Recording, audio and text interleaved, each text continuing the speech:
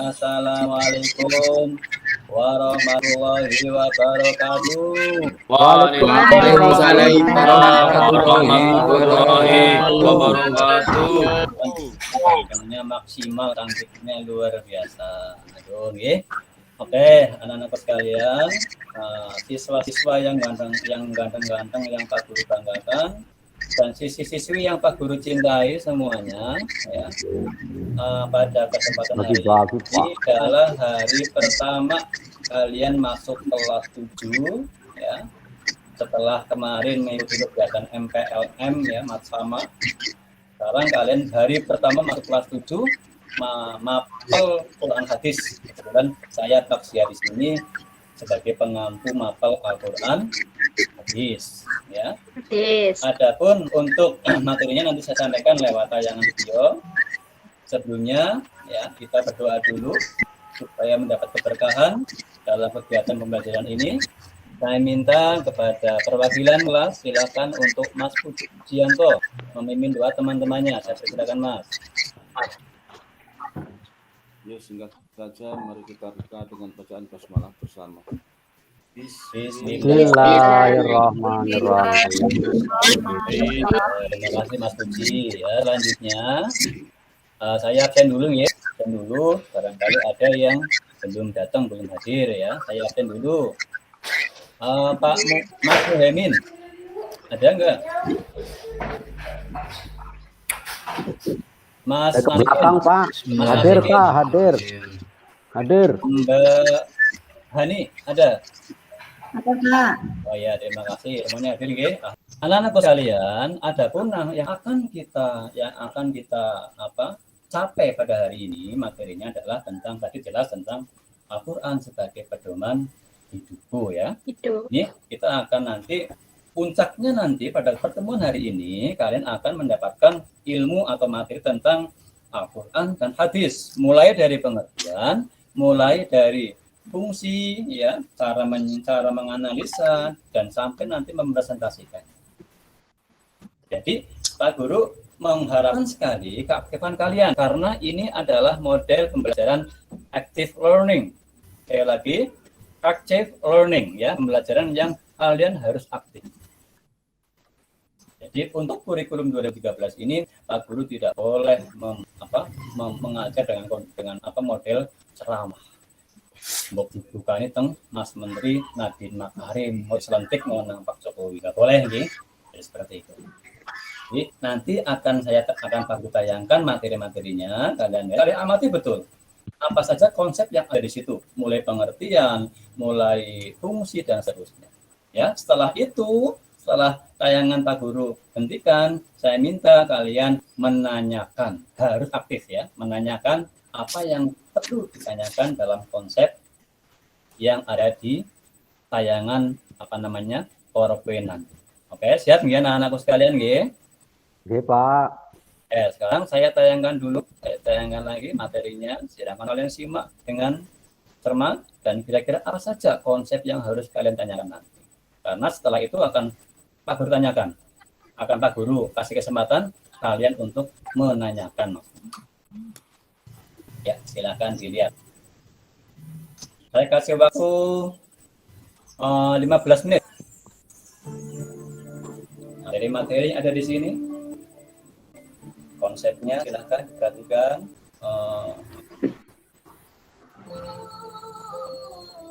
Kalian amati itu. Saya kasih waktu beberapa detik untuk mengamati gambar induk. Ya. Kita bayangkan banget, Pak. Bahkan yang di tengah sawah pun masih menyempatkan untuk membaca Al-Quran. Yang di pesantren, ya. Bahkan sambil jalan pun mereka belajar. Itu betapa pentingnya sebuah pembelajaran untuk menggali ilmu yang berpedoman pada Al-Quran dan hadis. Gitu, nggih. Ya, ini saya tutup dulu. Oke, Pak. Kembali ke saya dulu, ya.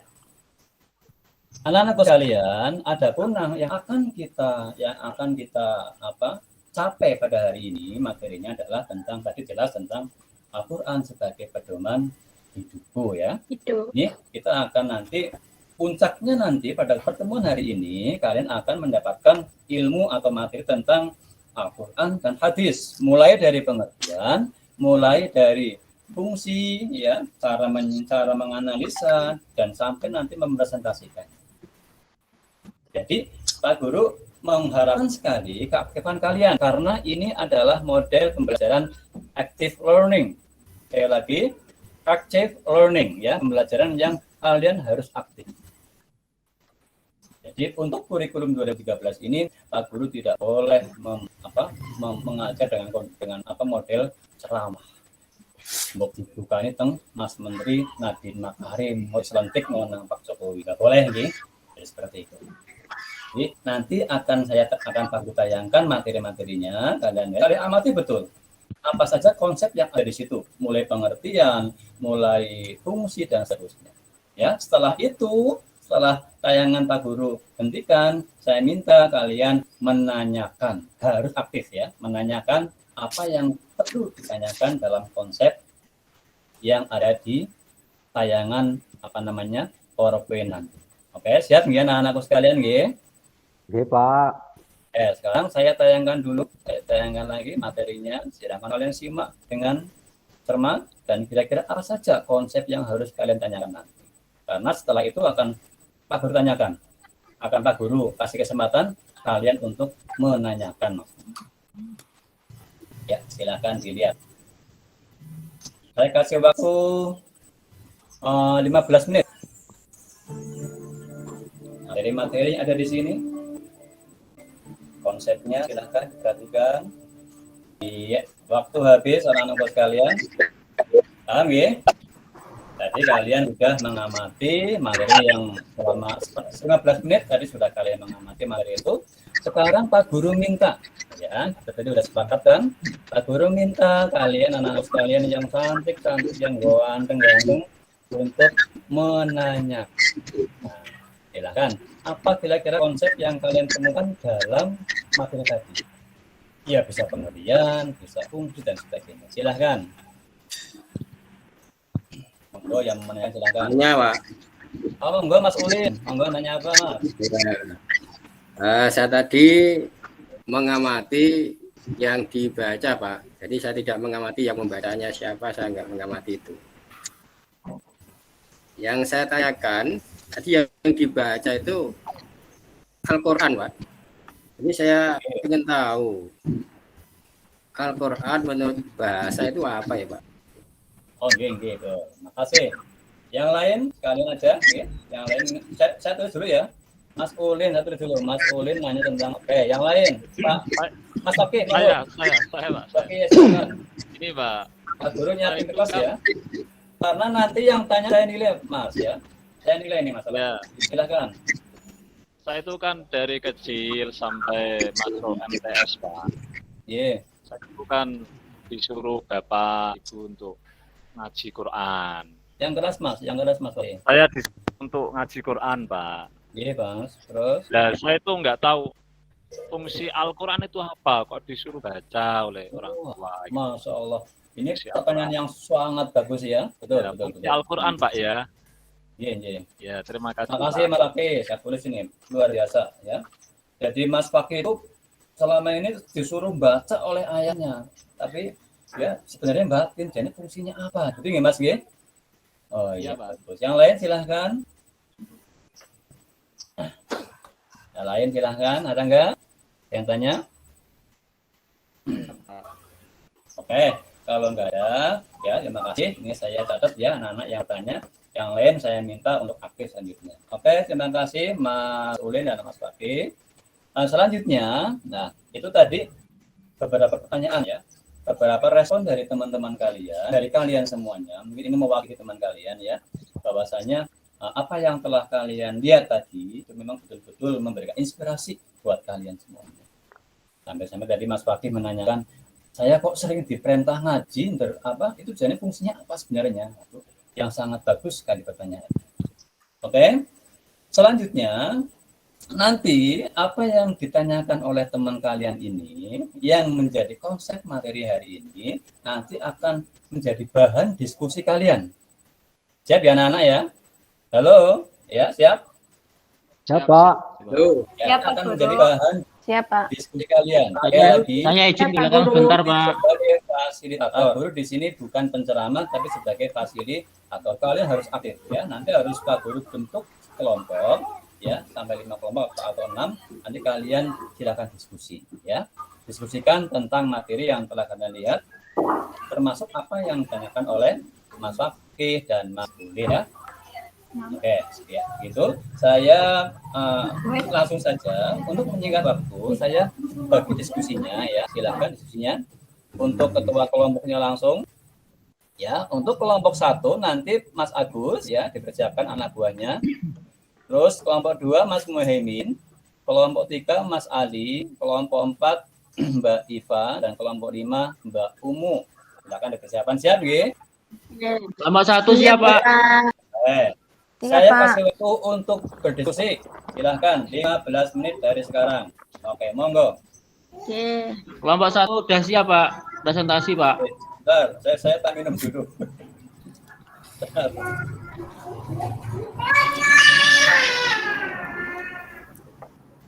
Waktu 15 menit.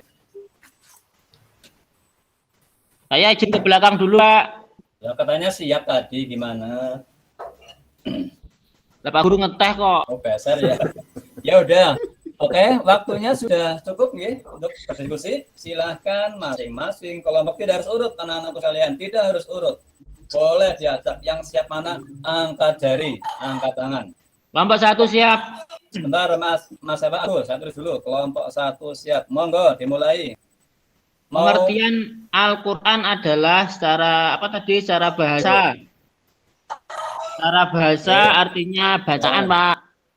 Sedang secara istilah berarti firman Allah yang diturunkan kepada Nabi Muhammad melalui perantara malaikat Jibril. 104 jempol buat Mas Puji. Terima kasih Mas Puji. Yang lain silakan, kelompok lain. Bagus Pak Puji itu, Pak. Oh iya. Mas Agus, Pak. Wah, salah kolomnya, Pak. Pak gurunya udah tua. Kanto. Normal ya, Pak gurunya udah tua, jadi abang lupa ini. Ya, yang lain silakan. Monggo. Saya tulis ini nanti yang presentasi dapat nilai yang tinggi sekali ya. Silakan ayo kelompok 2. Dan mau bel loh, Pak. Ya, siap. Monggo, kelompok lain. Kelompok 5, Bapak. Oh, monggo, sinten ini? Oh, Mbak Umu. Iya. Kelompok 5 tadi mendiskusikan tentang kedudukan Al-Qur'an dan hadis, Bapak. Bagus, silahkan. Hasilnya gimana? Kedudukan Al-Qur'an dan hadis itu, Al-Qur'an dan hadis adalah merupakan pedoman hidup bagi semua umat manusia yang dijadikan sumber hukum bagi manusia yang paling utama. Jadi sumber hukum yang paling utama itu adalah Al-Qur'an dan hadis.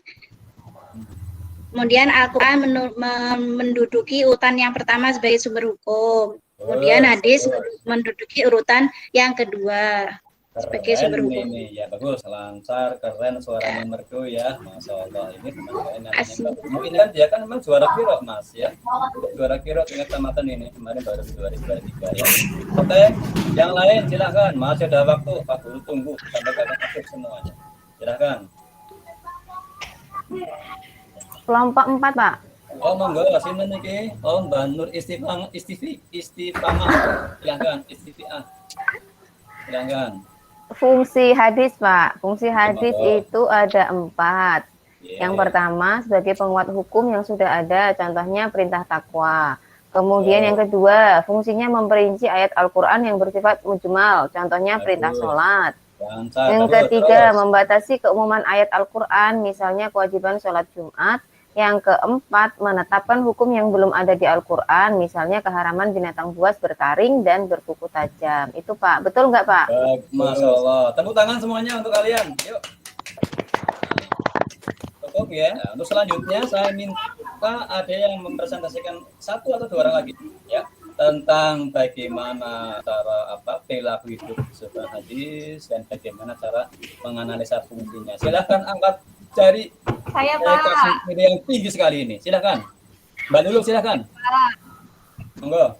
Saya mau mempresentasikan tentang ciri perilaku hidup yang sesuai dengan Al-Quran dan hadis. Ya, monggo. Di antaranya perilaku yang mencerminkan pribadi seorang pelajar muslimah, Pak. Ya, betul. Menghargai Betul. teman, menghormati guru, dan semangat mencari ilmu, Pak. Masya Allah, subhanallah. Bagus. Itu nggih. Jadi kesimpulannya seperti itu, bahwasanya Al-Qur'an ya dan hadis memang kita jadikan sebagai pedoman hidup yang memang tidak ada tawar-menawar lagi, ya. Sebagai pedoman hidup yang pertama yaitu Al-Qur'an dan hadis sebagai rujukan yang kedua. Begitu nggih? Kita Selanjutnya ini nanti kalian Pak Guru tugaskan untuk mengerjakan kegiatan tugas yang ada di LKS halaman 5 ya, nanti dibuka, kerjakan, nanti kita kumpulkan minggu depan. Gitu nggih? Itu ya anak-anak nggih? Siap nggih? Semangat nggih? Iya, Pak. Betul. Oke. Ini karena waktu habis, dan Pak Guru rasa sudah cukup. Kita tutup ya, silahkan kalian di antara kalian ada yang menutup doa. Silahkan Mas Taufik. Terima kasih, Pak. Mari kita akhiri untuk belajar pada pertemuan ini dengan membaca Alhamdulillah. Alhamdulillahirabbil alamin. Ya, dengan akhir beradanya kalian hebat, kalian soleh semuanya, Pak Guru senang. amin. Nah, kedepannya seperti ini terus. Mohon maaf apabila kena kesalahan. Assalamualaikum warahmatullahi wabarakatuh.